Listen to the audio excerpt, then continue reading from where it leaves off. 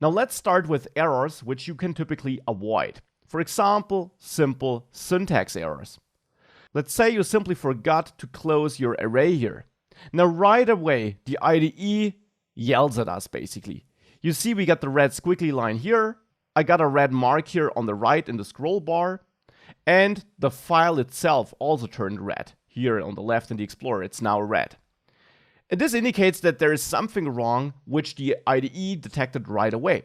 You can then always hover over the red squiggly lines to get a description of the problem, and here you see expression or comma expected. Now to be honest, that's not the best error message because it doesn't really describe the problem here, that a closing square bracket is missing.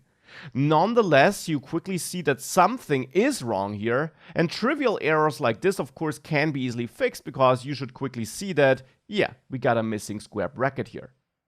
Now that might sound dumb, but it's easy to mistype or to accidentally delete something, and therefore having a look at what your IDE tells you is really a great idea and something you should do.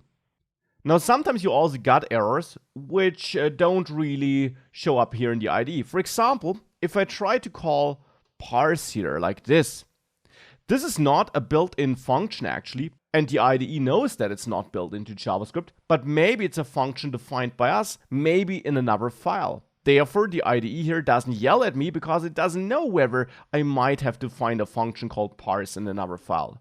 For example, here I'm also calling output result, which is not defined in this file, and which also is not a default JavaScript function, but since I have it defined in vendor.js, this will work. So it would be bad if the IDE would complain about this line. It's the same here now.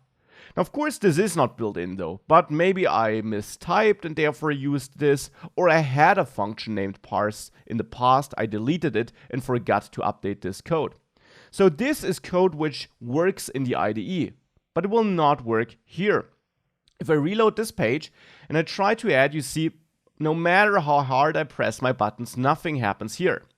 In such a case, it's always a great idea to open the developer tools, and my recommendation would be that you do this in incognito mode so that no browser extensions you might have installed can interfere here, because they might also change something on the page or run some scripts which might show up in your developer tools even though they're not directly related to your code.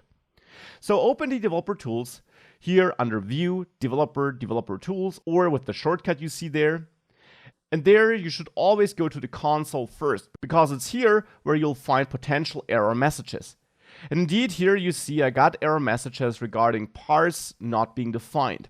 Now that's the part I meant with reading the error messages. I could now go into panic mode because there's so much red here, but if we just have a look at the error message, it's pretty clear what the problem is. Parse is not defined, okay.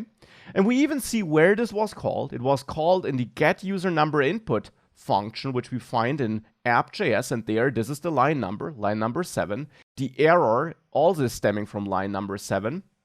And then, if that is not helpful to us, we see that it was called in getUserNumberInput, which in turn happened because this add event here on our button basically triggered. And that was set up in line number 33.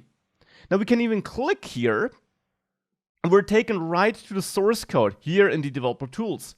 So here under the sources tab, we now see the problematic source code.